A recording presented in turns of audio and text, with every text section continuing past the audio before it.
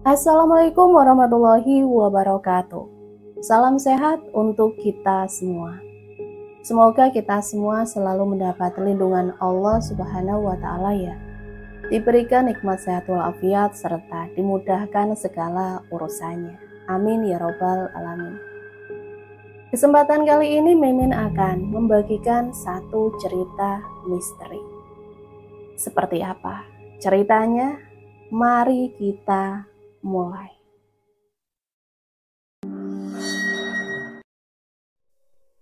Suara burung gagak memecah keheningan malam. Sinar rembulan yang separuh tertutup awan membuat suasana makin meremang.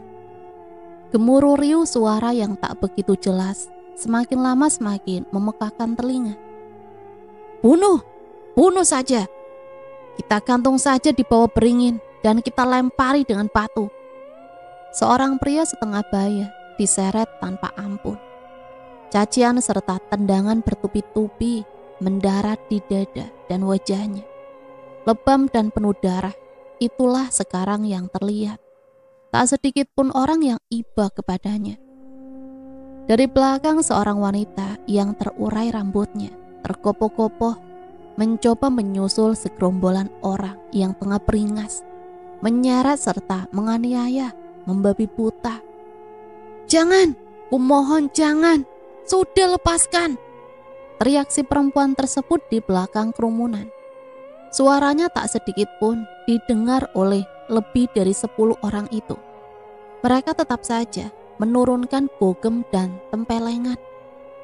Merasa teriakan dan tangisannya tak dihiraukan, perempuan yang mengenakan kebaya putih itu menelusup tubuhnya di tengah kerumunan dan mendekap seorang pria yang sedari tadi menjadi pelampiasan emosi warga.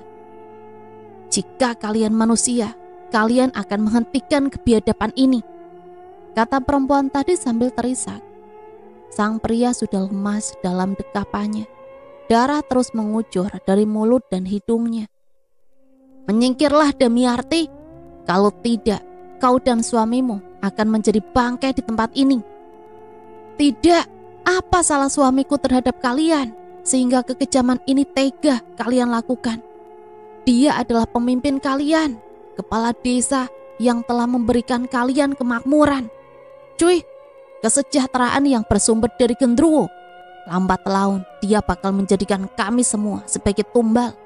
Sama seperti Pak Komar dan teman-temannya mati karena peliharaan suamimu itu. Kalian tidak tahu apa-apa yang sebenarnya terjadi. Kalian salah menafsirkan hal ini. Halah, persetan dengan omonganmu. Minggir kau. Damiarti diseret dan didorong sampai terpelanting menjauh dari tubuh suaminya yang sudah sekarat dan tinggal menemui ajal. Tak mampu dia menyelamatkan orang yang sudah 10 tahun dinikahinya itu. Dari jauh dia mengamati satu persatu kebiadaban demi kebiadaban yang dilakukan orang-orang kampung terhadap sang suami. Dalam hati dia berkata, keterlaluan, manusia tidak tahu diuntung. Sudah banyak yang dilakukan suamiku untuk kemakmuran kalian. Tapi apa balasannya? Tentu saja, aku akan habisi kalian semua malam ini juga. Sinar mata kesedihan Damiarti berubah jadi amarah. Jantungnya berdegup keras, tangannya mengepal dan giginya gemelutuk saling beradu. Hei kalian, warga biadab, tak tahu balas budi. Hari ini kalian telah membunuh orang yang tidak bersalah. Orang yang selama 3 tahun telah memimpin desa kalian, mensejahterakan desa kalian, memenuhi semua kebutuhan kalian. Hanya dikarenakan omongan mulut keparat yang tak tahu benar atau tidak. Kalian harus ikut mati bersama suamiku. Kalian menuduh suamiku menggunakan tumbal untuk genderuwo. Sekarang akan aku tunjukkan bagaimana genderuwo jika menginginkan tumbal. Suara sambaran petir mengakhiri amarah Damiarti. Hembusan angin memaksa pepohonan menggugurkan sebagian besar daunnya. Debu-debu yang tadi tenang sekarang berhamburan. Beramai-ramai mengikuti tarian angin dan meliuk-liuk mengaburkan pandangan. Terdengar teriakan salah seorang di antara mereka. Tubuhnya terpelanting ke atas, lalu seketika jatuh kembali menghantam tanah. Punggungnya menganga, luka robek yang amat lebar. Tulang punggungnya mencuat keluar. Sontak membuat panik dan berhamburan para penduduk yang menganiaya kepala desa itu. Namun nampaknya sudah telat. Satu persatu mereka disapu oleh sesosok yang tak jelas rupanya. Setiap kali terjungkal, satu di antara mereka tewas dengan luka yang bisa dibilang sadis. Ampun, ampun Damiarti, hentikan peliharaanmu ini, kata seorang pria sambil merangkak menuju Damiarti berdiri. Namun tak berselang lama, sesosok tangan besar berkuku panjang mencengkram kepalanya dari belakang dan meremasnya sampai hancur. Otak dan kedua biji matanya berhamburan. Tak ada satu orang pun yang selamat dari petaka itu kecuali Damiarti. Kini tinggal dia yang berdiri di antara kerumunan mayat yang kondisi jasadnya sudah tidak utuh lagi. Dia berteriak sekencang-kencangnya. Nampaknya amarahnya belum usai. Namun kepada siapa dia meluapkan emosinya? Dia lalu berlari dan berlari, menembus semak belukar. Sayatan demi sayatan ranting tak dihiraukannya. Dia terus berlari lurus ke arah pandangannya. Luka dari dahan yang menggores lengannya mengeluarkan darah segar, namun tak dihiraukannya.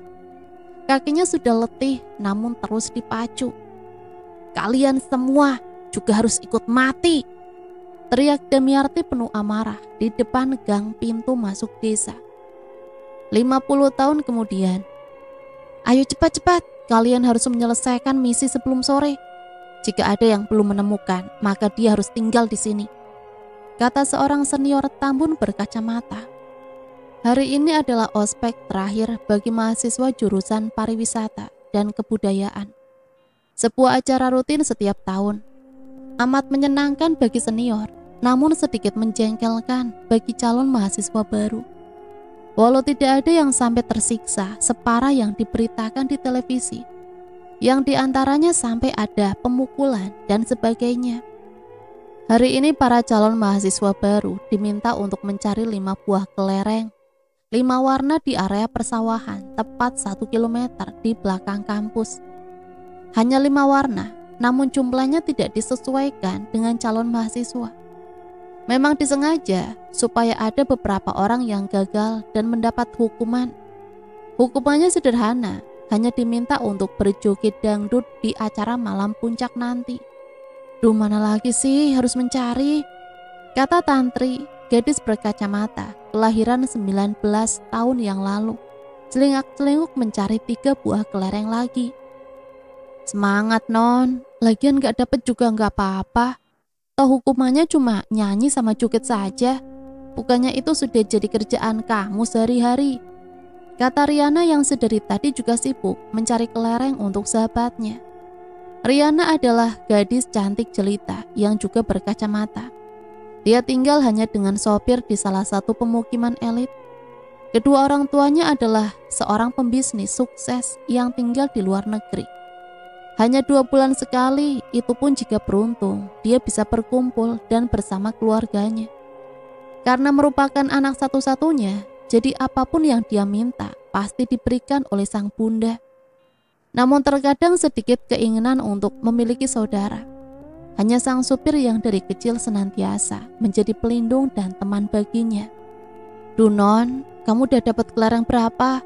Aku lagi gak mood buat goyang nanti malam. Encok aku kumat nih, kata Tantri sambil memegang pinggang. Idih, serius punya penyakit encok? Aku aminin deh.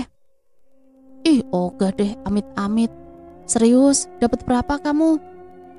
Dengan yang ini sudah lengkap deh kelereng 5 warna aku.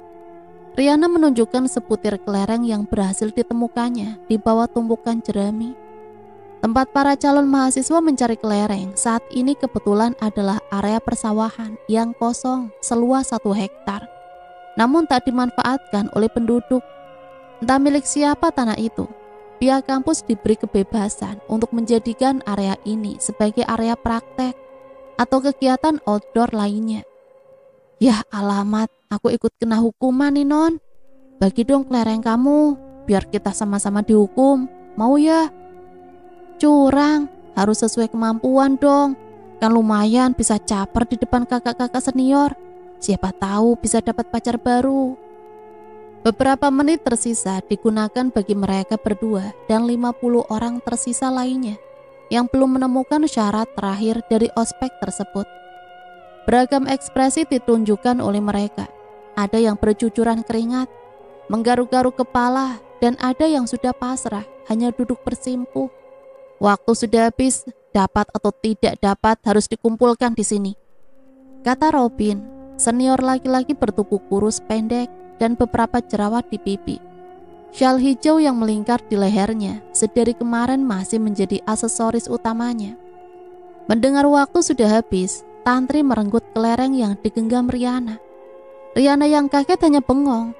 "Hai, apa-apaan sih kamu?" Maaf non, kita dihukum bareng-bareng aja ya." Riana tak ada pilihan lain selain menuruti permintaan gadis yang sudah menjadi sahabatnya sejak sekolah dasar itu. Walau agak malas, dia mengikuti Tantri berjalan di belakang, sambil membayangkan dia melakukan joget dangdut nanti malam. 2 meter sebelum dia tiba di pos para senior, kakinya menginjak sesuatu yang keras namun hanya berukuran beberapa sentimeter. Hatinya mengatakan benda ini layak untuk dipungut. Riana membungkukkan badannya dan mengamati benda yang beradu dengan sepatunya. Sebuah kacamata. Gumamnya dalam hati, tidak ada yang spesial dari kacamata itu. Kotor bercampur lumpur yang sedikit kering dan agak karatan. Walau demikian tidak mengurungkan niatnya untuk mengambil dan menyimpannya di dalam saku. "Kalian berdua, coba lihat kelereng yang kalian bawa," tanya Robin. Riana dan Tantri tidak lolos, dan sebagai hukumannya, dia harus menyanyi dan berjoget dangdut malam nanti. Dia melirik ke arah Tantri, yang membuatnya gagal dengan merebut beberapa kelerengnya. Lalu berjalan berkumpul dengan teman-teman lainnya. "Itu apa, Non?" tanya Tantri yang memperhatikan Riana, melihat kembali benda yang ditemukan tadi. "Kacamata, aku nemuin ini sebelum aku ke pos tadi." "Ya elah, kacamata begituan masih saja kamu pungut. Kotor tahu. Kalau pengen kacamata, tinggal ke mall aja, ntar aku temenin. Tapi jangan lupa sebungkus kentang goreng." "Aduh, makanan aja, nggak ngaca apa? Tiap hari badan kamu semakin subur aja. Mungkin pas jadi senior nanti, kamu bakal kayak Aderai." "Idi, doain kamu Non, serem." Riana tersenyum dan kembali memperhatikan kacamata usang tersebut. Disingkirkannya tanah yang menempel di bingkai dan lensanya. Diusapnya beberapa kali dengan ujung kaosnya, serta meniupnya agar kotorannya berkurang. Lumayanlah buat koleksi. Rupanya dia gemar mengoleksi benda-benda unik, terutama benda bekas pakai yang sudah termakan usia. Benda yang sudah dibuang oleh pemiliknya juga termasuk benda yang menarik perhatiannya. Di kamarnya yang cukup luas, terdapat satu lemari berukuran 3 kali 1 meter yang isinya penuh dengan aneka barang yang dipungutnya, baik dari jalan atau di taman pas dia sedang jogging. Beberapa jam kemudian, seluruh calon mahasiswa baru telah selesai menjalani ospek, namun masih diminta menginap semalam di kampus untuk acara penutupan, yaitu hiburan. Riana dan teman-temannya sedang memilih lagu yang cocok untuk ditampilkan nanti. Mengingat Riana salah satu yang termasuk pengisi acara nanti malam, agak bingung juga dalam pikirannya. Selama ini dia belum pernah menyanyikan satu bait pun lagu dangdut. Jangankan nyanyi, mendengarkan pun hampir tidak pernah. Musik Korea adalah satu-satunya kegemarannya. Peserta yang diminta untuk mengisi hiburan sibuk dengan hafalan masing-masing. Ada yang sudah hafal, ada pula yang masih browsing-browsing di internet, mencari lagu yang pas. "Haus aku, beli minum Ki," pinta Tantri. "Duh, belum kepikiran makan dan minum deh aku, belum hafal sebait pun," jawab Riana. "Kalian berdua beli Ki, aku nitip aja." "Iya deh." Tantri dan Kiki segera keluar dari aula tempat mereka berlatih dan menuju depan kampus, membeli minuman cendol kesukaan mereka. Sementara Riana menuju toilet sambil bergumam menghafal lirik lagu dari Androidnya. Langkah kaki Riana yang sedari tadi pelan sampai juga di toilet. Tidak ada satu orang pun di sana. Agak paranoid juga dia. Sebegitu banyaknya manusia, masa tidak ada satupun yang kebelet pipis atau yang serupa lah.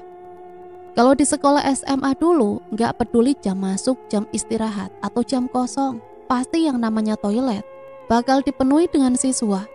Padahal aromanya hampir sama dengan aroma tempat pembuangan sampah. Tapi peta-peta aja. Tapi di sini beda, atau cuma hari ini saja yang sepi. Tapi biarlah, yang penting bisa membasuh muka dengan beberapa percik air, pikir Riana. Setelah memegang handle pintu, memutar kemudian mendorongnya, tubuh semampai gadis itu langsung masuk menuju ruang yang lumayan besar. Terdapat 10 unit kloset serta 5 buah wastafel.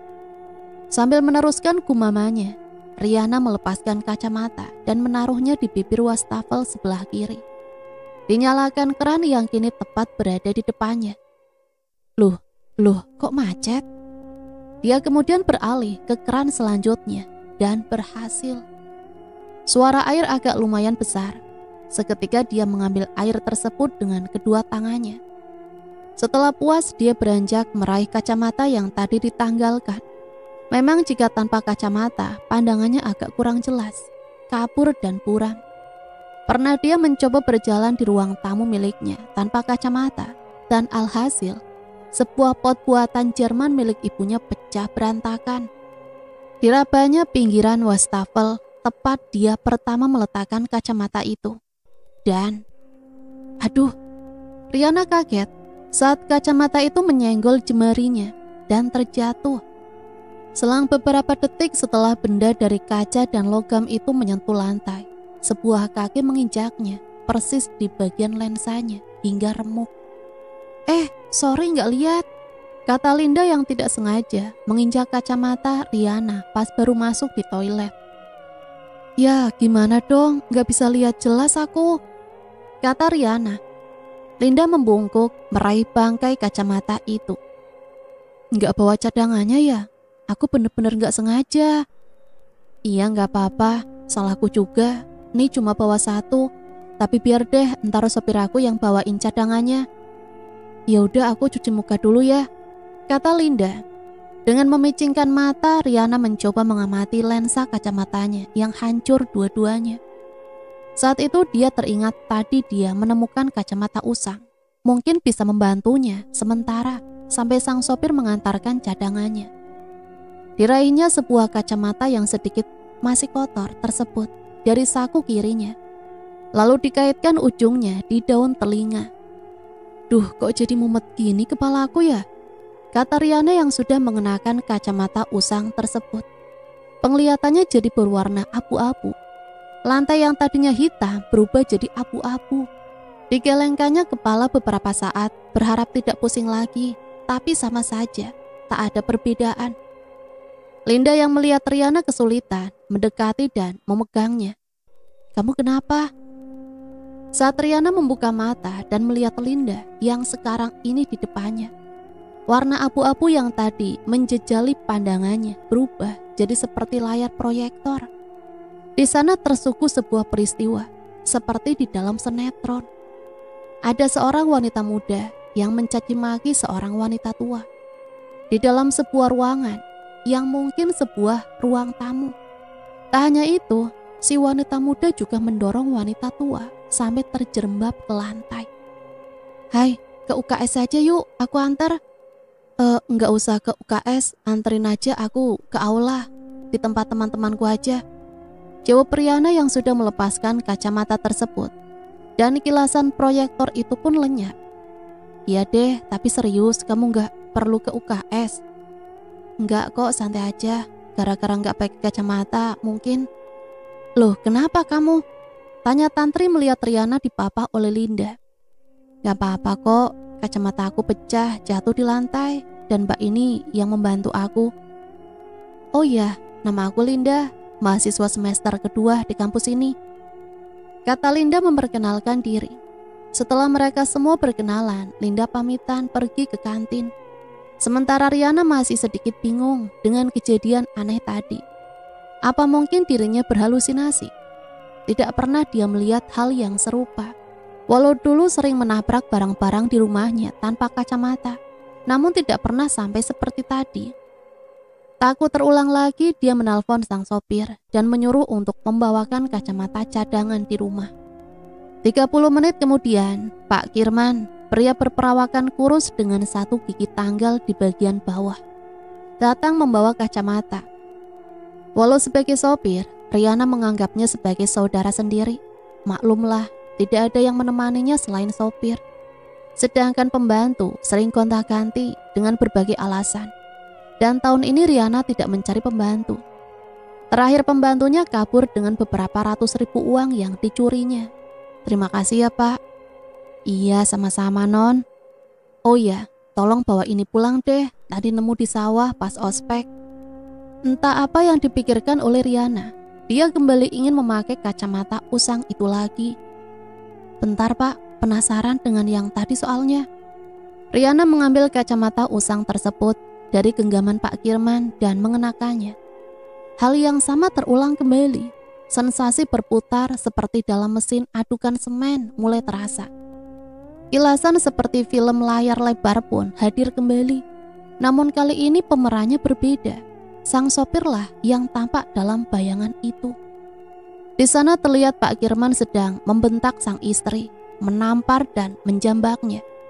Adegan yang begitu cepat dengan setting tempat yang berbeda-beda, namun dengan isi yang sama, yaitu sang sopir sedang melakukan KDRT terhadap istrinya. Non gak apa-apa?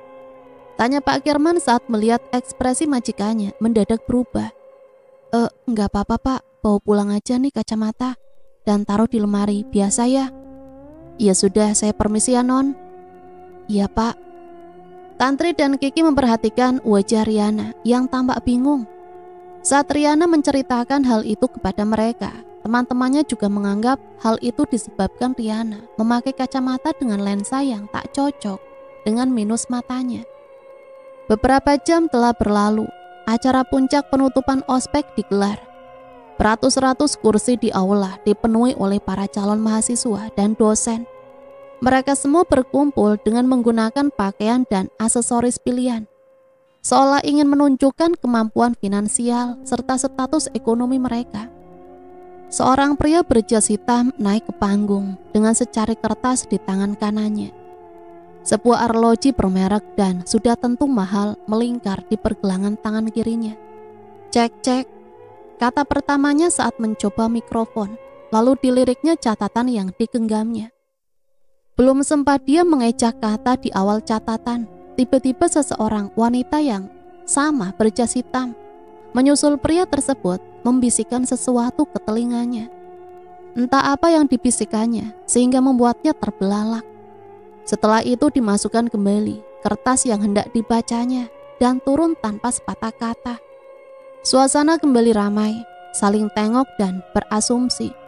Beberapa dosen ikut keluar mengikuti sang pria setengah botak itu menuju ke suatu ruangan. Riana dan kawan-kawan yang berada di balik panggung juga menyaksikan hal tersebut. Sama herannya dengan yang di depan panggung. Hatinya bertanya, ada apa gerangan? Sehingga membuat para dosen menghentikan sejenak acara penutupan ini. Belum lama dia menerka-nerka, ada seorang gadis yang muncul lalu memeluk salah seorang di antaranya. Suasana jadi tambah bingung. Mereka heboh dan menuntun sang gadis untuk menceritakan gerangan apa yang membuatnya menangis.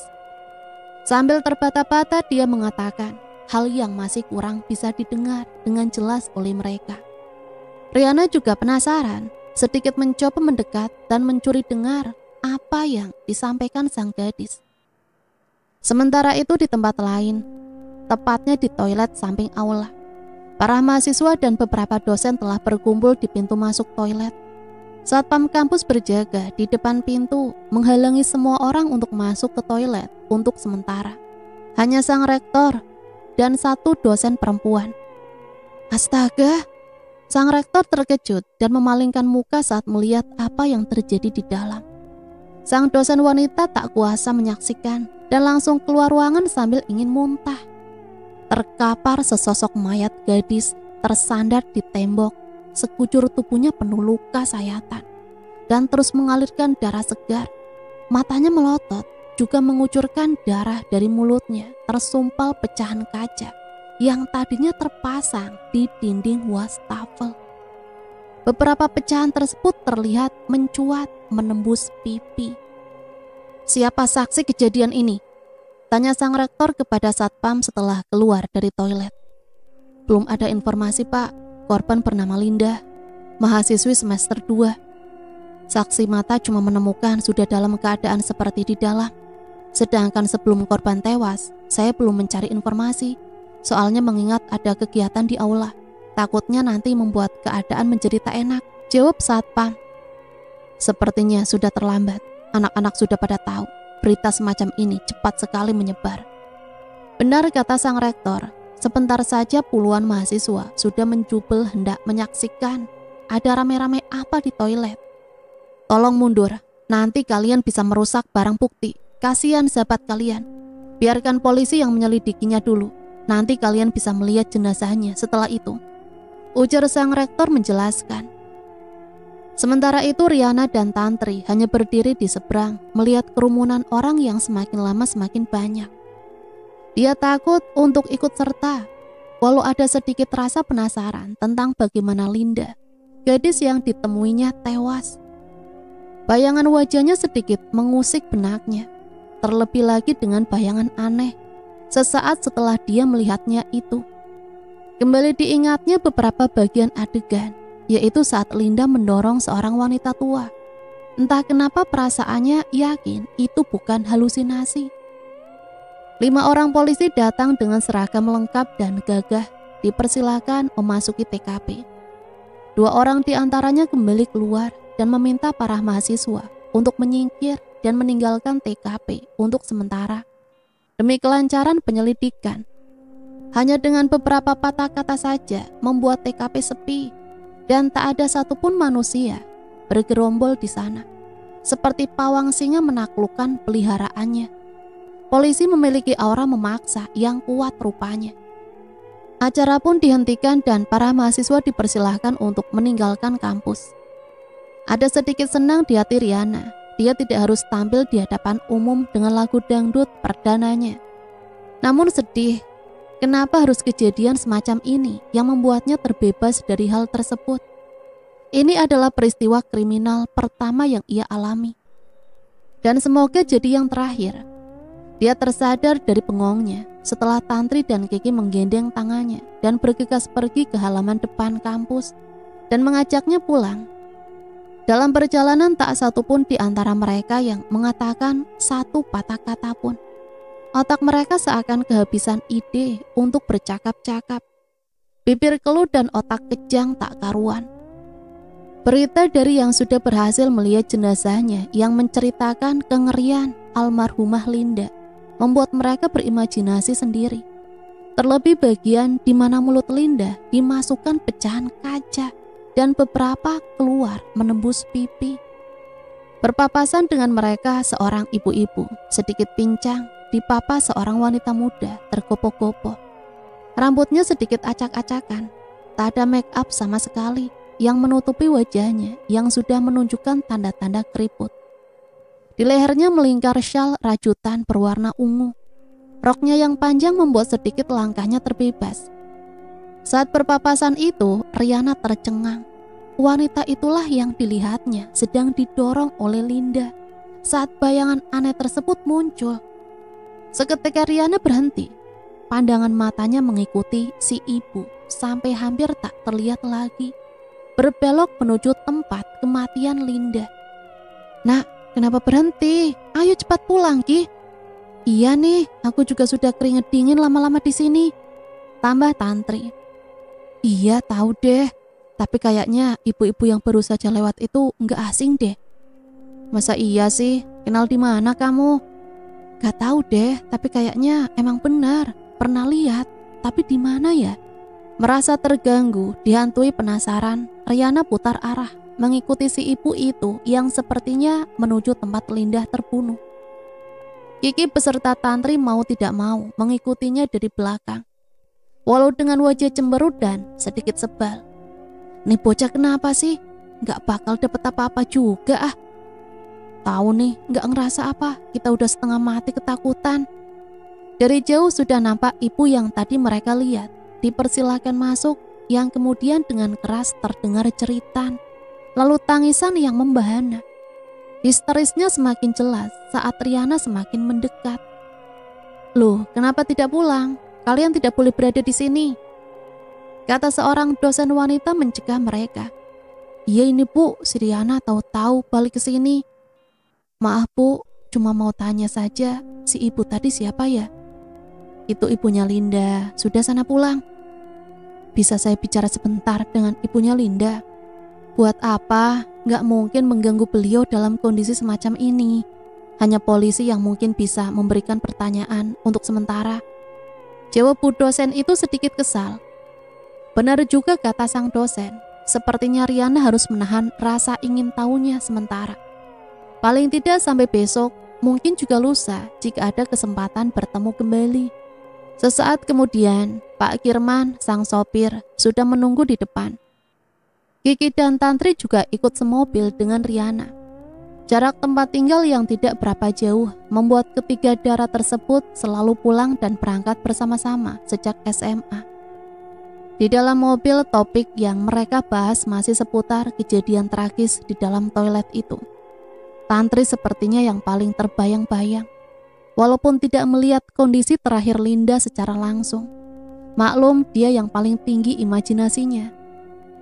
Jadi hanya membayangkan dari cerita teman-teman lain berhasil membuat bergidik semua bulu romanya.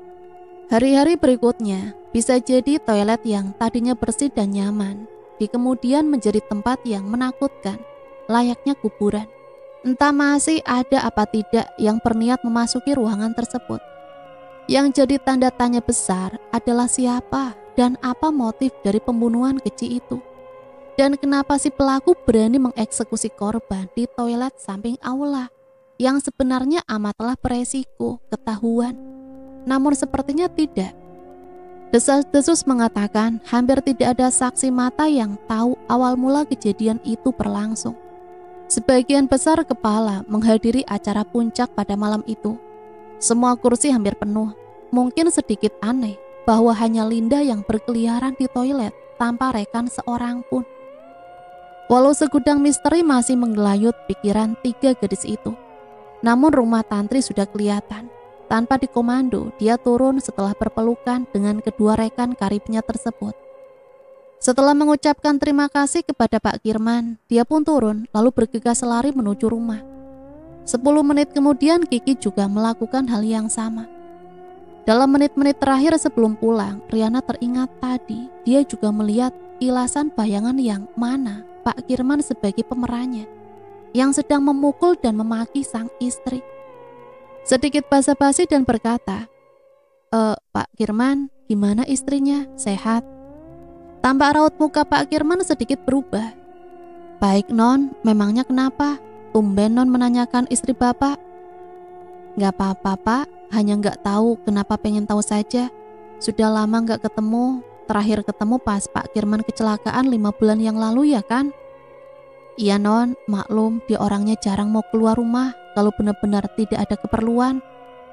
Masih agak gugup, sang sopir melirik majikannya lewat spion di atasnya. Perbincangan singkat itu mengakhiri obrolan dan sampailah mereka di rumah. Tepat pukul 8 malam, Riana masuk kamar. Diletakkannya tas di atas kasur. Direbahkan sebentar tubuh semampainya, lalu memejamkan mata beberapa detik. Lalu bangkit lagi menuju rak tempat dia meletakkan barang-barang koleksinya. Riana tertarik dengan kacamata yang dia temukan tadi. Walau masih kebingungan apakah kacamata usang ini yang membuatnya berhalusinasi atau tidak. Sekali lagi ia terusik dengan berbagai tanda tanya.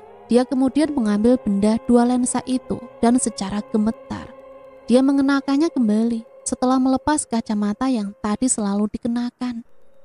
Masih dengan menutup mata, ia belum berani membuka mata. Apa kira-kira halusinasi atau gambaran apa yang dia akan lihat setelah ini?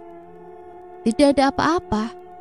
Aneh, kenapa kali ini tidak terjadi apa-apa? Berbeda dengan yang tadi, Diamati sekeliling kamarnya, namun sama saja tidak berubah.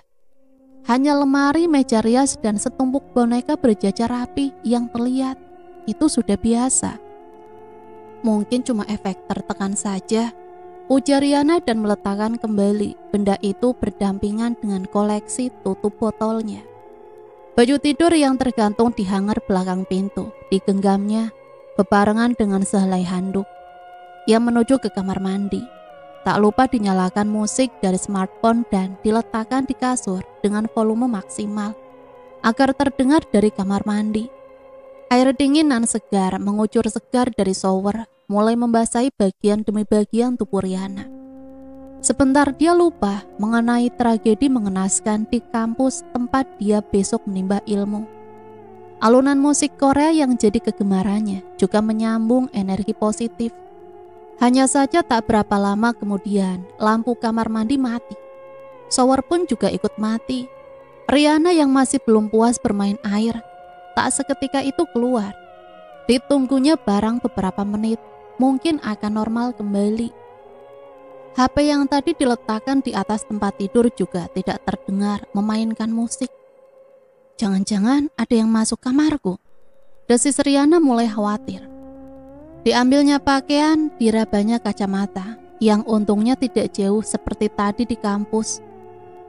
Pelan-pelan dia keluar kamar mandi sambil memperhatikan sekitar. Tak terlihat apa-apa kecuali warna hitam, warna gelap tanpa satu titik cahaya pun. Jantungnya mulai berdebar kencang, digenggamnya jemari supaya menyingkirkan sesuatu rasa gugup yang sudah merangkak, sudah di ujung tengkorak. HP-nya tiba-tiba berbunyi. Sial, jantung Riana mungkin hampir copot. Kamar yang tadinya gelap sekarang mendapat sedikit penerangan dari layar HP. Buruknya, sesosok tinggi besar dan berbulu lebat kini menjulang di samping HP tersebut. Matanya merah dan ada sedikit benda aneh yang keluar dari mulutnya. Itu mungkin sebuah ranting. Tangannya begitu besar, seperti pohon kelapa. Seketika gadis itu berteriak sejadi-jadinya. HP yang terus-terusan berbunyi makin membuat sosok seram itu terus kelihatan. Walau tak bergerak sama sekali dari tempat dia berdiri. Namun ketakutan terlanjur merenggut akal sehat Riana yang masih sedikit basah itu. Dia mundur sambil terus berteriak-teriak. Ia kembali menuju kamar mandi. Naas. Lantai yang masih licin membuat dia kehilangan keseimbangan, lalu terpleset dan tak tahu apa yang terjadi setelah itu. Keesokan paginya kepala gadis itu sedikit pening. Riana berusaha bangkit, tangannya meraba-raba dinding. 5 menit sudah cukup membuatnya berdiri tegak. Untunglah kacamatanya tidak pecah, sehingga tidak repot untuk melihat seluruh bagian ruangan. Lampu sudah menyala juga. Ternyata hari sudah pagi. Shower juga terus-terusan mengucurkan air, belum dimatikan sejak mati lampu kemarin. Dilihatnya sekeliling. Terakhir ada sosok mengerikan yang berada di samping tempat tidurnya. Apakah masih ada di sana? Melihat semua sudut kosong dan tidak ada apapun yang mengerikan kemarin, Riana buru-buru lari mencari Pak Kirman, sang sopir yang kamarnya berada di lantai bawah di dekat dapur. Belum juga rasa tegang hilang dari gadis yang hari ini masuk kuliah pertama kali. Dia kembali dikejutkan oleh Pak Kirman di depan pintu bersimbah darah. Terduduk dengan luka sayatan di mana-mana, serta rahang yang patah. Matanya melotot, tubuhnya kaku, dan sudah pasti tak bernyawa. Pak Kirman! Teriak Riana membahana. Kedua tangannya menutupi samping kepala. Selang 2 detik, air matanya mengucur deras. Serak suaranya yang sedikit terputus-putus memanggil nama orang yang puluhan tahun bekerja untuk keluarganya itu. Dengan suara bergema, menarik perhatian tetangga. Mereka berkumpul di depan pagar yang masih dikunci dari dalam. Beberapa orang melongokkan kepala ke kiri dan ke kanan, mencari tahu ada apa gerangan. Seorang ibu-ibu juga memanggil-manggil nama Riana, berharap keluar dan berkata tidak ada apa-apa. Namun semakin diamati, terdengar Riana semakin menangis tak karuan. Terpaksa beberapa pemuda nekat memanjat tembok dan berlari menuju pintu depan. Tapi sial, masih dikunci juga. Digedor-gedor dan diputar-putar kenop pintu. Lalu sedikit didorong, hasilnya tetap sama. Pintu itu kokoh, membuat penghalang antara pemuda dan Riana. Sementara di dalam, Riana yang berbalut kesedihan serta terkejut yang luar biasa. Sambil memalingkan muka dari jasad Pak Kirman, merangkak menuju pintu. Tubuhnya seolah bertambah berat. Dalam keadaan biasa, mungkin dibutuhkan sekitar 1 menit untuk mencapai pintu. Namun saat itu, entah berapa lama sampai dia berhasil membuka pintu. Orang-orang silih berganti berdatangan. Wajah mereka harap-harap cemas dan menerka-nerka apa gerangan yang sedang terjadi di dalam rumah yang cukup besar itu. Beragam ekspresi dan reaksi seketika muncul. Ada yang mual, ada yang komat kamit, entah membaca doa atau apa. Ada juga yang melotot, memperhatikan bagian demi bagian, seperti seorang detektif. Salah seorang warga lalu meminta untuk mundur dan menjauh supaya tidak merusak atau menghilangkan barang bukti. Setidaknya menunggu sampai polisi datang. Suasana pagi itu menjadi seperti pekan raya, berbondong-bondong orang lupa tugas dan kegiatannya, hanya untuk menyaksikan kejahatan yang tidak pernah terjadi sesadis ini di pemukiman mereka. Sang gadis naas masih terlihat lemas dipeluk oleh ibu-ibu sekitar yang merasa iba. Sesekali dia terbatuk, kemudian menangis, lalu pingsan. Beberapa jam kemudian baru Riana terbangun. Kali ini bukan di kamarnya, tapi di suatu kamar asing yang belum pernah dia datangi. Di sampingnya duduk ibu muda yang ternyata ibu Kalia, tetangga kanan rumah yang tadi memeluk dan memberikannya minum. Sebenarnya ada apa yang terjadi? Entahlah Bu, saya sendiri tidak mengetahui secara pasti. Saya semalam pingsan pas mati lampu. Terus paginya saat saya mencari Pak Kirman, dia sudah seperti itu. Jawab Riana sambil kembali menangis. Mati lampu? Sepertinya tidak. Ibu semalam begadang membuat kue pesanan dan baik-baik saja kok. Tidak ada masalah dengan listrik. Mungkin cuma di rumah saya saja, tapi pas mati lampu, saya melihat sosok aneh, Bu. Sosok aneh? Iya, seperti makhluk besar menyeramkan di samping tempat tidur saya, Bu. Saking takutnya, saya terpleset dan pingsan. Kemudian masuk seorang polwan yang menghampiri Riana sambil membawa buku catatan kecil, meminta kronologi kejadian. Mengingat Riana satu-satunya orang yang berada di dalam rumah yang menjadi lokasi peristiwa tersebut. Hanya saja dia juga mengatakan hal yang sama seperti yang diceritakan kepada Bu Kalia. Hanya itu Bu, hanya itu yang saya ketahui, tidak ada yang lain. Nanti kami akan memeriksa setiap sudut rumah Anda. Siapa tahu ada pencuri atau perampok yang memasuki rumah Anda tanpa Anda ketahui. Istirahat saja dulu. Jika ada yang ingin Anda sampaikan, silahkan hubungi kami. Tegas polwan itu. Permisi, permisi. Tantri tiba-tiba muncul lalu berjalan di antara Ibu Kalia dan polwan, lalu menghampiri dan memeluk Riana. Aku dari tadi nungguin kamu sadar. Sumpah, khawatir banget waktu ada rame-rame dan bilang ada pembunuhan di rumah kamu. Tapi kamu gak apa-apa kan? Riana hanya menggelengkan kepala. Gak tahu apa yang terjadi, aku merasa ini seperti mimpi. Ucap Riana lesu. Sudah, jangan diingat-ingat lagi, nanti bikin makin stres. Mending kamu ikut aku ke rumah, sementara kamu tinggal aja di rumah aku. Gak mungkin kan balik ke rumah dalam kondisi seperti ini. Sejak saat itu suasana berubah. Masa-masa kuliah yang harusnya indah, sekarang tidak sesuai dengan bayangan dan rencana. Bagaimana tidak? 2 pembunuhan telah menjadi pembuka bak ucapan selamat datang. Untuk beberapa hari Riana menginap di rumah Tantri. Ibu yang baik sepertinya bakal membuatnya betah. Rumah Tantri sederhana, minimalis, hanya terdiri dari ruangan tamu sekaligus ruang keluarga. Tapi Riana tidak mau merepotkan keluarga Tantri. Dalam perjalanan ke kampus, Riana mengutarakan niatnya untuk mencari tempat kos terdekat yang bisa menampungnya sampai orang tuanya kembali. Sesampainya di kampus, sesaat setelah memarkirkan mobil yang kini dikemudikan sendiri, Riana melihat ibunya Linda berjalan sendiri menuju pintu keluar. Karena masih penasaran dengan sosok ibu itu, Riana pun mengejarnya, memperkenalkan diri dan mencoba menanyakan sesuatu. Si ibu masih dalam keadaan yang kalut dan berkaca-kaca, menahan tangis, lalu duduk di bangku di bawah pohon, kira-kira 100 meter dari pintu keluar. Sebenarnya dia anak yang baik, itu kesalahan ibu, Nak. Sekarang air matanya jatuh mengucur deras di kedua pipinya. Setelah mengusap air matanya, dilanjutkan cerita yang sempat terjeda tadi. Dulu kami hidup sejahtera, suami ibu seorang pengusaha. Ekonomi kami terjamin, amat sejahtera.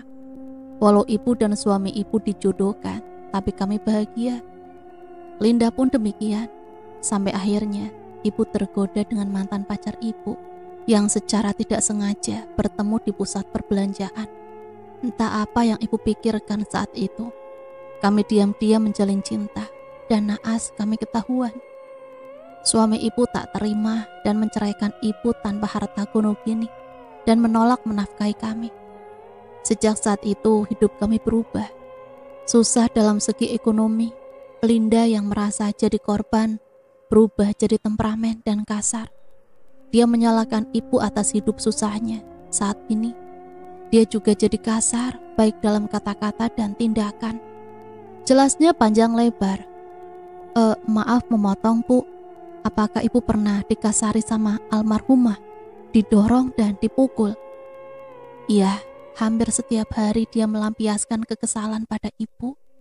Ibu terima karena semuanya ibu yang menyebabkannya. Mantan pacar ibu juga sudah kembali ke Eropa dengan sang istri dan lepas tangan dari masalah yang kini aku alami. Riana tiba-tiba teringat tentang bayangan itu lagi. Bayangan sebelum Linda tewas. Ternyata itu bukan halusinasi, itu fakta. Linda sedang mendorong sang ibu. Hal itu diperkuat tentang pengakuan si ibu, menjelaskan semua peristiwa sebelum Linda tewas. Sama persis dengan yang dilihatnya beberapa hari yang lalu. Jangan-jangan kacamata itu memang unik. Desisnya perlahan, takut didengar orang lain. Jika seandainya memang itu benar, kacamata mampu melihat masa lalu seseorang. Lalu kenapa mereka yang dilihat dengan kacamata itu tewas secara misterius? Linda dan Pak Kirman juga pernah dilihatnya dengan kacamata itu. Apakah itu saling berkaitan? Iya, emang benar, Non. Suami saya sering melakukan kekerasan. Dan itu hampir setiap hari, persis seperti apa yang Non tanyakan. Sifatnya berubah setelah dia terpikat dengan seorang janda baru desa sebelah. Dia berniat ingin menikahinya, tapi saya tidak setuju, dan inilah akibatnya. Saya tidak tahu Pak Kirman yang dulu baik bisa sekasar itu sama ibu. Mungkin itu akibat hubungannya dengan sang janda tidak saya restui, Non. Wanita mana yang benar-benar rela dimadu? Sakit hati saya, Non. 1 jam perbincangan sudah cukup bagi Riana. Hatinya semakin yakin dengan kesimpulan awalnya, yaitu kacamata itu mampu memberikan gambaran masa lalu dari orang yang dilihatnya. Tapi kenapa yang dilihatnya itu sebatas tindak kejahatan yang dilakukan orang, bukan kebaikan atau yang lainnya? Dan apakah benar kematian mereka berdua ada hubungannya dengan kacamata itu? Atau hanya kebetulan belaka? 3 jam lamanya dia mencari kos yang sesuai dengan apa yang dia harapkan. Namun tak ditemukan. Banyak pertimbangan yang dipikirkan gadis yang tidak pernah kos itu. Tibalah mereka berhenti di sebuah bangunan bercat biru, namun sudah kusam. Di pagarnya ditulis menerima kos putri. Mereka bertiga turun dari mobil dan mencoba masuk ke dalam menemui pemilik kos. Assalamualaikum. Waalaikumsalam, jawab seorang wanita dari dalam. Tak lama kemudian wanita kurus tinggi dengan rambut disanggul modern cepat-cepat membuka pintu rumah, melongok sebentar lalu menuju pagar. Permisi Bu, apakah masih ada kamar untuk disewakan? Oh masih dek, tapi hanya tinggal satu, gimana? Enggak apa-apa bu, cuma saya saja yang kos kok. Oh gitu, silakan masuk dek. Dengan ramah serta senyum yang sesekali mengembang, wanita itu mempersilahkan 3 sekawan masuk menuju ruang tamu. Mereka kemudian berbincang-bincang setelah memperkenalkan diri masing-masing. Nah, kamar kami jumlahnya ada 10. Fasilitas yang disediakan sama pada umumnya. Kamar mandi 5 buah, dapurnya cuma 1 untuk para anak kos. Di dalam kamar sudah kami sediakan kipas angin, 1 tempat tidur, lemari, dan 1 meja khusus untuk belajar. Setelah melihat kamar kosong yang ingin ditempati, Riana langsung bilang setuju untuk menyewanya. Lalu memberikan uang sewa untuk 1 bulan. Nanti malam saya akan tempati bu, setelah berkemas-kemas. Iya dek, semoga kerasan ya. Tiba-tiba mereka dikejutkan oleh suara pertengkaran dari 2 penghuni kamar kos yang bersebelahan.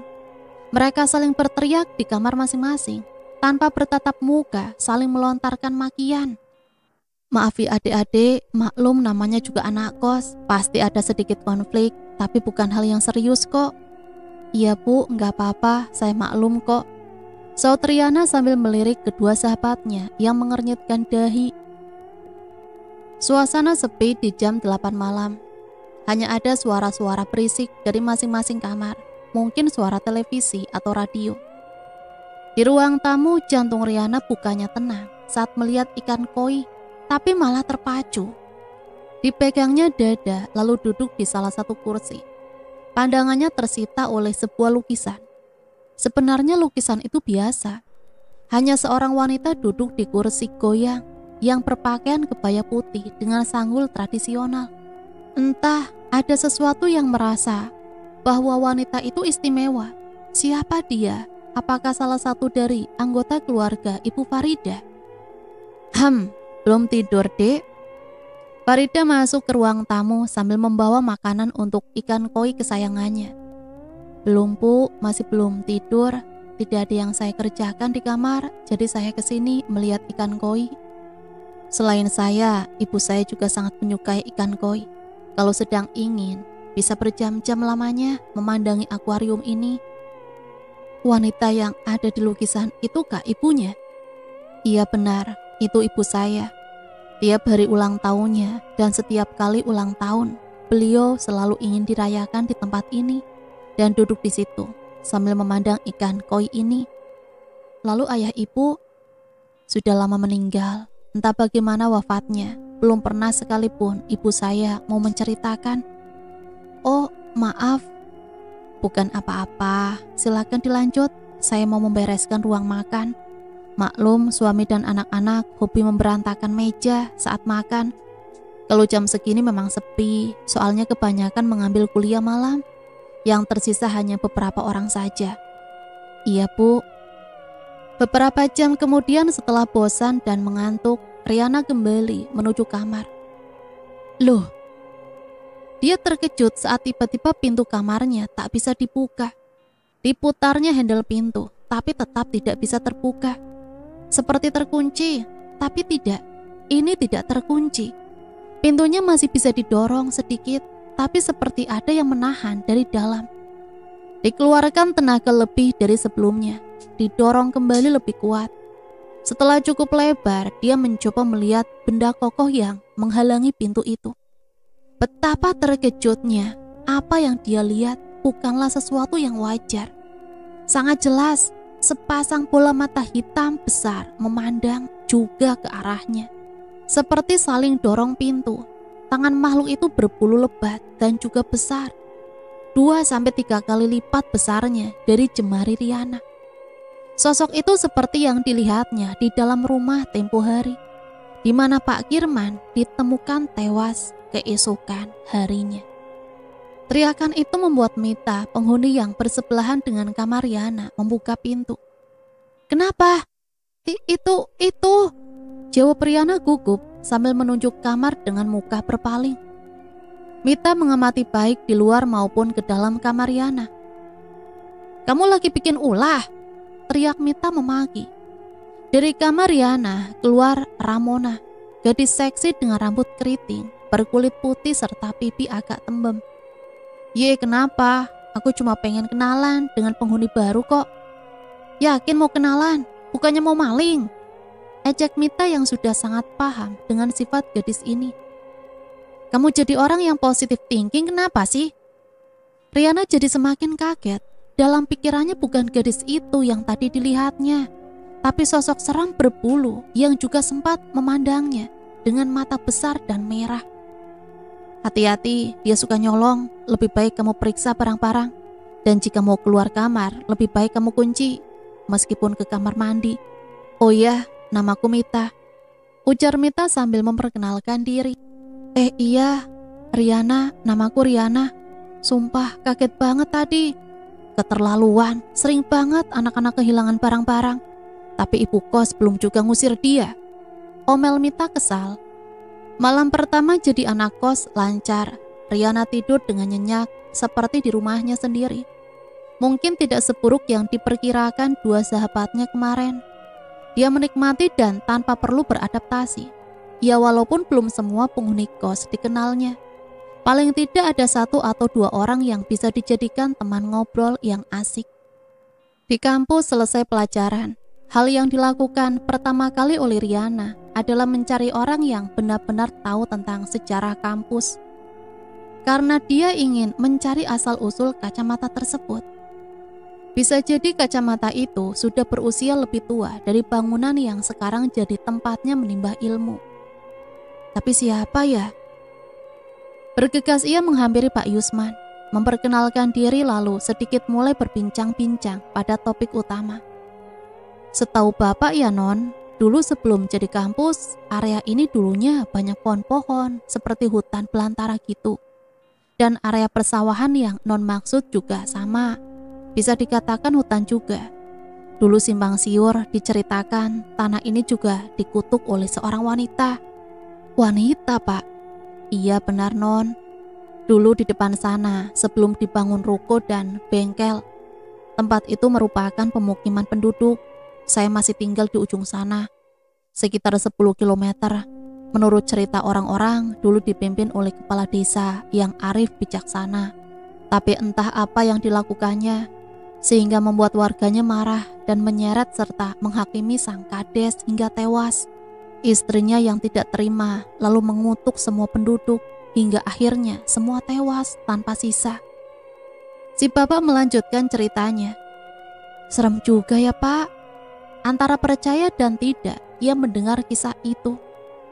Tapi bapak sendiri tidak tahu Non, soalnya tidak melihat secara langsung. Tapi yang jelas semua penduduk tewas dengan mengerikan seperti dicapik-capik binatang buas. Sedang kepala desa ditemukan tewas di tempat terpisah, yang sekarang menjadi lahan kosong yang Non tanyakan tadi. Tewas dihakimi warga ya Pak? Iya benar Non, tewas dengan luka pukulan yang membabi buta. Namun dikelilingnya, para warga yang menghajarnya rame-rame juga tewas dengan luka yang sangat mengerikan. Dicapik-capik juga? Iya, sejak saat itu berbagai macam pendapat muncul dari peristiwa itu. Misalnya Pak, ya namanya juga masyarakat tradisional. Salah satu opini yang sampai sekarang jadi keyakinan adalah mereka dihabisi oleh genderuwo. Pernyataan si bapak kali ini agak mengejutkan. Genderuwo? Ada yang bilang sang kades memelihara genderuwo. Mungkin itu yang membuat dia dibenci warga. Apa iya Pak? Apakah sang kades memakai kacamata? Wah, kurang tahu ya Non, soalnya barang sedetail itu tak pernah jadi perhatian masyarakat. Mereka hanya tertarik dengan hal yang penting-penting saja. Iya sudah Pak, makasih sudah menemani saya ngobrol. Sama-sama Non. Ada satu garis lurus yang mulai dimengerti Riana. Area itu, tempat ditemukannya kacamata, adalah area di mana sang kades disiksa dan dihakimi sampai tewas. Bisa jadi dia memakai kacamata dan tertinggal di sini. Tapi apa yang menyebabkan orang-orang desa itu dan yang menghakimi sang kades juga tewas? Apakah benar sang istri yang memberikan kutukan mengingat hanya dia yang tidak ditemukan sampai sekarang? Entah sudah ikut binasa atau masih hidup. Tapi itu benar atau tidak, belum bisa dipastikan, hanya kesimpulan berdasarkan kata hati saja. Anehnya jika kacamata yang ditemukan Riana benar kacamata sang kades, sejak kapan dimiliki kemampuan mistis itu? Apakah sebelum-sebelumnya sudah menyimpan kekuatan atau baru-baru ini saja? Semenjak hari itu, gadis berkacamata tersebut gencar mencari informasi yang terkait dengan kejadian masa silam. Sesampainya di kos, dengan rasa capek yang 2 kali lipat, dia membuka pintu, merebahkan badan sebentar, lalu beranjak ke kamar mandi, sambil membawa ponsel yang diputar lagu Korea. Aduh, lupa nggak dikunci kamar kos. Kata Mita harus waspada jika kemana-mana. Semoga tidak terjadi apa-apa deh, kata Riana di dalam hati. Dia mempercepat mandinya, mengeringkan badan lalu bergegas menuju kamar. Dilihatnya isi kamar tidak ada yang berubah.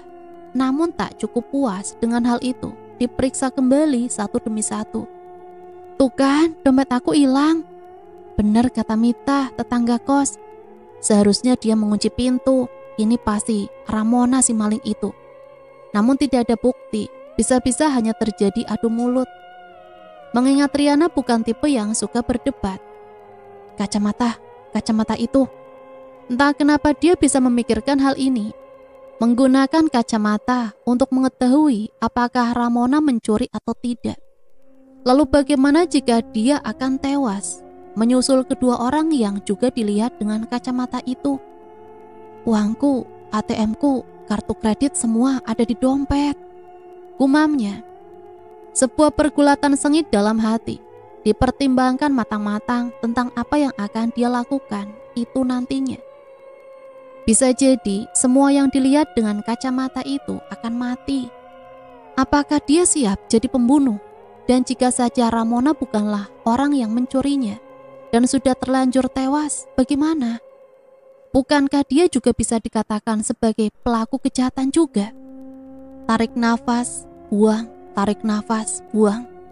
Setelah mantap, dia menggantikan alat bantu penglihatan yang dipakainya setiap hari dengan yang berbau gaib itu, melangkah keluar dan menuju kamar Ramona. Cukup lama juga dia berdiri di depan pintu.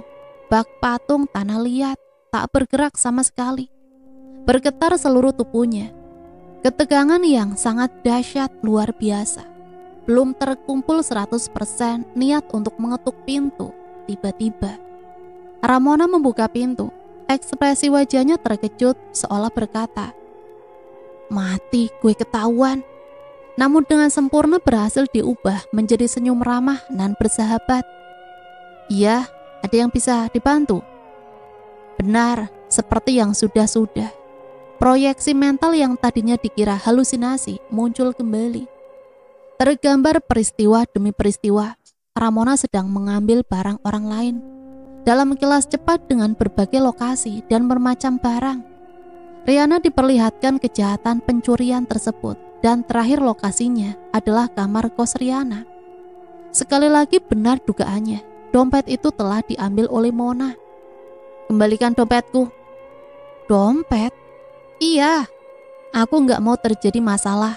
Semua uang dan kartu ATM-ku ada di sana. Aku akan bersikap baik, tidak melaporkan kamu ke polisi, asal kembalikan dompet itu." Tapi Ramona mengelak. Lama perdebatan itu terjadi, tetap saja Ramona tidak mengaku. Masih dengan amarah yang meletup, Riana mengumpat, "Lihat saja, malam ini akan menjadi malam terakhir yang bisa kamu rasakan. Dasar maling keparat." Itu bukan dia yang biasanya. Ada rasa aneh yang merasuki hatinya. Emosi yang tidak layak untuk dikeluarkan melalui kata-kata. Dia sadar dengan sikapnya, namun tak bisa dikendalikan. Rasa kehilangan membuat Riana gelap mata dan tak kuasa mengontrol kata-katanya. Beberapa jam kemudian tidak ada hal apapun yang terjadi. Riana sudah masuk kamar. Entah apa yang dia lakukan. Sedangkan Ramona dengan santainya keluar kamar dan menuju kamar mandi. Awalnya semua berjalan seperti hari-hari kemarin. Tanpa rasa aneh, Ramona melepas pakaian dan membasuhkan sabun muka di wajahnya yang putih. Lama-lama ada sedikit rasa perih, namun tak dihiraukannya. Akan tetapi sudah bukan perih yang biasa. rasa panas juga ikut-ikutan membuat wajahnya tidak nyaman. Perih dan panas agak sedikit berkurang. Namun saat dia mencoba membuka mata, di dalam air ada wajah besar berbulu mengerikan di sana. Sontak dia berjingkat mengeluarkan kepalanya dari bak air. Sial, tangan besar mencengkram wajahnya dengan kuat dan lebih kuat lagi saat dia meronta-ronta. Tubuhnya yang tinggi membuat gadis malang itu ikut terangkat bersama salah satu lengan yang besarnya luar biasa. Tak terdengar suara apapun dari mulutnya, seolah teriakannya hanya mampu diperlihatkan dari mata sayunya yang semakin lama semakin terpejam. Dia sekarat, tinggal beberapa detik menemui ajal. Mengetahui mangsanya diambang kematian, makhluk yang belum tahu dari mana asalnya itu membanting tubuh Ramona ke lantai, lalu mencabiknya berulang-ulang. Di kedua lengannya, dagingnya keluar perantakan. Tulangnya terlihat seperti habis dikuliti dengan senjata paling tajam. Keesokan harinya salah seorang penghuni kos yang menemukan pertama kali jasad Ramona berteriak histeris. Ia berlari ke ruang tamu sambil tetap berteriak-teriak. Seketika mengundang semuanya keluar dan berebut menanyakan hal yang sama. Beberapa jam kemudian polisi datang dan memasang garis polisi, menanyakan satu persatu saksi yang mengetahui peristiwa itu. Tidak ada satupun keterangan yang sepertinya meringankan polisi untuk melakukan penyelidikan. Setelah kejadian amat mengerikan itu, semua penghuni kos memilih keluar dan mencari hunian baru, kecuali Riana. Dia merasa menyesal dengan apa yang dilakukannya. Waktunya dihabiskan menangis di depan akuarium ikan koi, berharap menghilangkan sedikit saja rasa tidak enak dalam hati. "Ibu," Farida yang bergegas keluar menyambut kedatangan seseorang. Turun seorang wanita tua dari taksi, berpakaian persis seperti di lukisan. Hanya warna kebayanya yang berbeda. Dari dalam Riana memandangi wanita itu. Rambutnya disanggul juga alat tradisional, mengenakan kacamata berbingkai emas yang di setiap pengaitnya terurai rantai kecil. Tangan kanan memegang kipas, sedang di lengan kirinya menggantung tas kulit yang berwarna gelap juga. Dari luar dia mendengar suara perbincangan samar-samar. Merasa tidak tertarik dengan isi perbincangan yang entah apa itu, dia kemudian kembali ke kamar, yang tentunya melewati kamar mendiang Ramona. Saat di dalam kamar dia hanya merenung. Ponselnya dari tadi sengaja dimatikan supaya tidak ada gangguan di hari ini. Di ruangan lain, di kamar ibu dari Faridah. "Memangnya kenapa, Bu?" "Ada yang akan terjadi hari ini dan ibu merasa inilah jalan terbaik. Kalian harus pergi secepatnya dan jangan pernah kembali apapun yang terjadi padaku." "Apa sih sebenarnya yang ibu maksud? Kenapa dari dulu selalu saja ada rahasia?" tanya Farida geram. "Ada yang tidak kau mengerti, anakku. Bahkan tidak akan bisa kamu mengerti." "Apa itu, Bu? Saya sudah berkeluarga. Hal semacam apa yang tidak mampu saya mengerti?" "Masalah kamu sudah berkeluarga atau sudah memiliki anak. Hanya saja..." Ibunya menggantung pembicaraan. Setelah menghela nafas panjang dan membuka kipas, ibunya berkata, "Yang perlu kamu ketahui saat ini adalah ibu sangat mencintaimu dan juga suami beserta anak-anakmu." "Itu saja, hanya itu. Apakah alasan itu cukup kuat untuk mengatakan bahwa saya harus meninggalkan ibu seorang diri di sini dan tidak boleh kembali lagi?" "Kamu itu tetap seperti dulu. Bukankah kita sama-sama seperti dulu? Ibu masih dengan berbagai misteri yang bahkan saya sendiri hampir tak mengenali ibu dan ayah. Kenapa saya tidak pernah bertemu ayah sejak saya dirawat di rumah sakit dulu? Kenapa sampai sekarang ibu tidak pernah mengatakan tentang ayah? Ayahmu sudah meninggal." "Bagaimana ayah meninggal?" "Kecelakaan." "Di mana? Lalu dikubur di mana, Bu?" Pukul 9 malam Riana terkejut bisa tidur selama ini. Padahal hatinya dalam suasana kacau balau. Semestinya dia akan sulit tidur, namun kali ini berbeda. Bergegas ia keluar kamar, namun ruangan gelap. Tak ada satupun cahaya yang terlihat. Dalam langkahnya yang sudah mencapai 10 langkah, setitik cahaya mata terlihat. Cahaya seperti dari arah lilin, walau sayup namun benar, sedikit membantu penerangan. Cahaya itu berasal dari ruang tamu, tidak ada cahaya lain kecuali dari lilin tersebut. "Duduklah nak," kata wanita tua ibunya Faridah yang sudah lebih dulu duduk di kursi rotan. Mati lampu ya Bu?"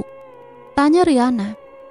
"Iya nak, mati lampu dari tadi, duduklah."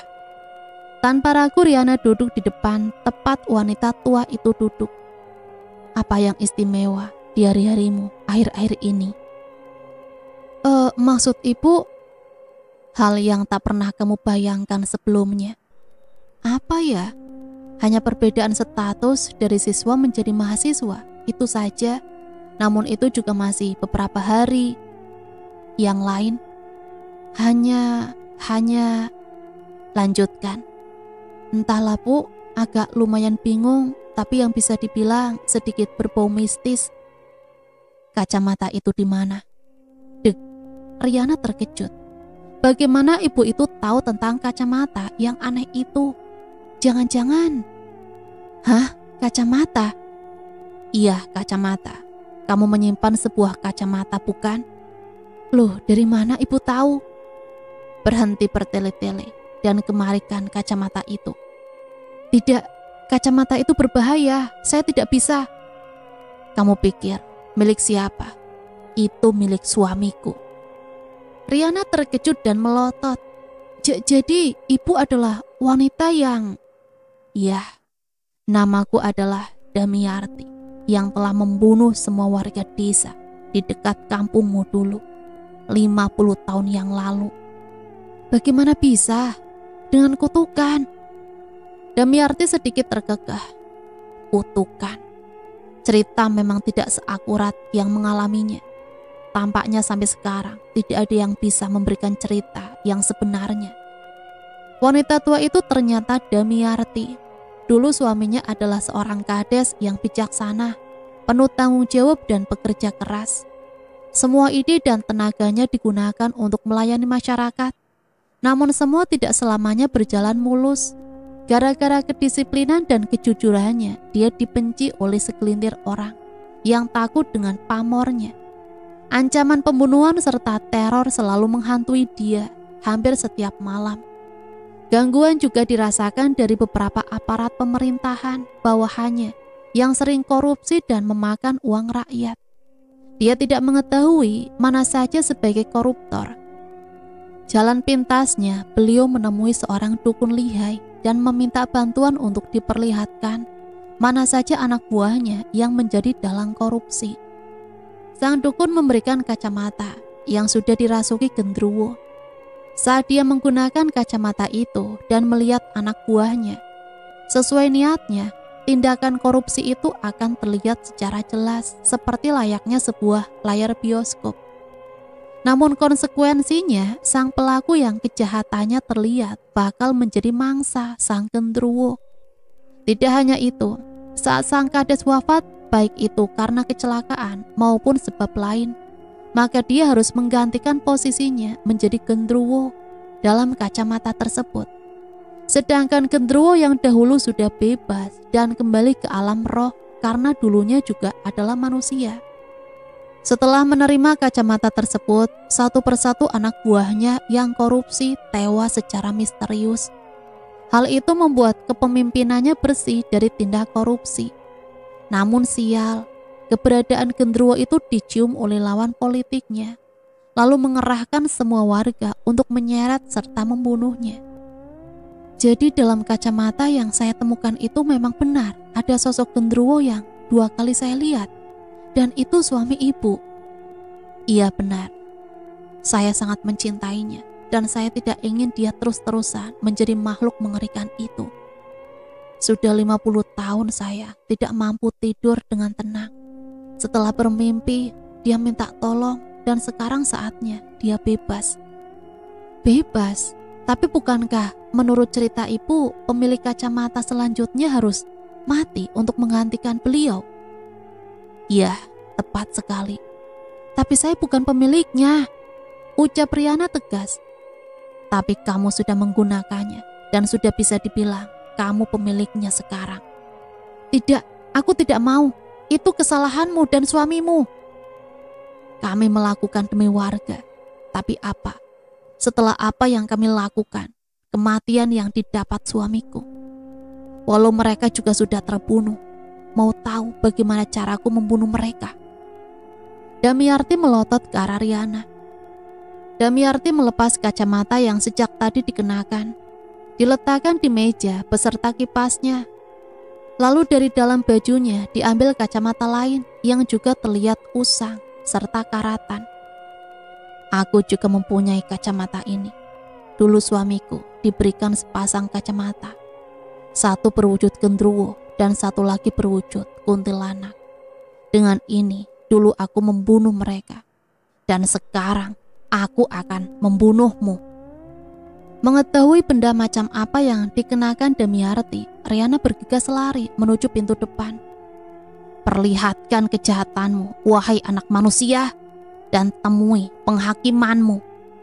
Teriak Damiarti sambil melihat ke arah Riana yang sedang berusaha membuka pintu yang terkunci rapat. Selanjutnya sosok berambut panjang terjuntai ke tanah tiba-tiba muncul. Kedua tangannya sama panjang dengan rambutnya. Aku menginginkan suamiku terbebas dari kutukan ini. Walau aku harus membunuhmu, gadis muda. Dunia ini kadang tidak sebaik yang kau pikirkan. Orang bisa melakukan apapun demi sesuatu yang diinginkannya. Tidak, tolong! Teriak Riana, tapi percuma. Siapa yang akan datang menolongnya? Dada Riana yang kembang kempis serta keringat yang bercucuran bak air terjun. Riana kehabisan tempat berlari. Dia tersudut di dapur. Tuhan, tolong aku Tuhan. Air matanya tak bisa diandalkan dalam situasi semacam ini. Pergi! Kuntilanak itu berhenti tepat di depan Riana yang sudah mentok di tembok. Sudahi saja perlawananmu. Tidak ada yang bisa selamat jika aku mengeluarkan kuntilanak itu. Panci, pisau, ember, apapun yang bisa diraih gadis malang itu dilemparkan ke depan, berharap sedikit menunda atau memberi ruang baginya. Katakan keinginan terakhirmu sebelum kamu bertukar tempat dengan suamiku dan menjadi penghuni kacamata itu sebagai gendruwo. Tidak, aku tidak ingin mati. Mungkin aku sudah salah dari awal memungut kacamata ini. Walau tanpa sengaja, aku membunuh mereka. Riana melepaskan kacamata yang sejak tadi menempel di wajahnya dan diganti dengan kacamata yang disebut sebagai kacamata gendruwo. Kau jahat, tunjukkan kejahatanmu dan terima penghakimanmu, Damiarti. Lampu yang tadi gelap beberapa kali berkedip. Gendruwo yang bersemayam di dalam kacamata keluar dari bayangan Riana. Kini masing-masing mereka sama-sama memiliki senjata. Damiarti dengan kuntilanak raksasanya, serta Riana dengan gendruwonya. Giliran Damiarti yang terengah-engah melihat gendruwo yang sebenarnya adalah sang suami. Air matanya mengucur, terlihat menahan keinginan untuk memeluknya. Keheningan sesaat itu berlanjut dengan gendruwo yang melesat ke arah Damiarti dan hendak mencengkramnya. Namun sang kuntilanak berhasil menghadang dengan tangannya. Tubuh raksasa keduanya beradu dan bergulat, saling mencekik, membanting. Damiarti dan Riana tak kalah panik, sembari melindungi dari aneka barang yang melayang. Mereka saling pandang dan melotot. Riana tiba-tiba berteriak. Si kuntilanak memegang kakinya dan membuat gadis itu terjerembab, jatuh persis di samping Damiarti yang sudah sekarat. Matanya berlinang air mata. Putus asa yang amat dalam terpancar dari pandangannya. Namun tak ada rasa iba di hati Riana. Nafas gadis yang akan berulang tahun itu terlihat ngos-ngosan. Dikumpulkan setiap tenaga yang tersisa untuk kabur. Ditendangnya pintu depan, tapi tak terbuka. Terpaksa dia memecahkan jendela dengan menghantamkan kursi. Sekali hantam sudah membuat lubang yang cukup untuk dia keluar. Terima kasih Tuhan, aku selamat. Dilihatnya ke belakang, api yang tentu saja berasal dari gendruwo itu perlahan-lahan membesar, dan melahap semua bangunan yang tadinya merupakan kos-kosan. Tak ayal banyak warga yang berbondong-bondong mencoba memadamkan api, tapi tak berhasil. Sekejap saja sudah bisa membuat roboh tanpa bentuk lagi. Riana terduduk lemas di bawah tiang listrik. Dia melepas kacamata dan meletakkannya di bawah kakinya. Kepala gadis itu dimasukkan di antara celah lututnya, menangis dan bergumam tanpa makna. "Terima kasih." Suara itu membuatnya terkejut. Dilihatnya sosok Damiarti dan sosok pria asing di depannya. "Kak, kau?" "Walau kami dulu memiliki tujuan yang baik, tapi cara yang kami lakukan salah. Sehingga terjadi hal semacam ini. Kami sekarang menerima akibatnya dengan menjadi pengganti penghuni 2 kacamata gaib itu. Seperti yang sudah-sudah. Karena aku binasa, maka aku akan menggantikan kuntilanak itu untuk menghuni kacamata itu.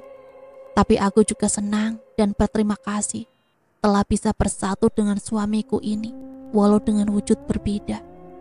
Tolong temukan kacamataku di bawah rerumputan dan simpanlah, jangan sampai digunakan lagi. Biarkan kami menjadi seperti ini dan menjalani hukuman kami." Itulah kata-kata Damiarti. Seketika sebelum sosok suami istri itu lenyap, mereka berubah menjadi kuntilanak dan gendruwo, lalu menghilang. Semua sudah berakhir, misteri kacamata telah terpecahkan. Walau dilalui dengan proses yang tidak wajar, namun itulah kenyataannya. Setelah beberapa hari mencari, Riana berhasil menemukan kacamata yang menyimpan wujud kuntilanak Damiarti. Dia menyimpan dalam satu kotak ditutup kain hitam bersama kacamata gendruwo yang dimilikinya dan bersumpah tidak ada yang akan menggunakannya kembali sampai kapanpun. Dan cerita selesai sampai di sini. Semoga cerita ini bisa menemani hari-hari teman-teman semua ya. Sampai di sini saya pamit undur diri, mohon maaf apabila banyak salah kata. Sampai berjumpa kembali di cerita-cerita misteri selanjutnya. Matur nuwun, wassalamualaikum warahmatullahi wabarakatuh.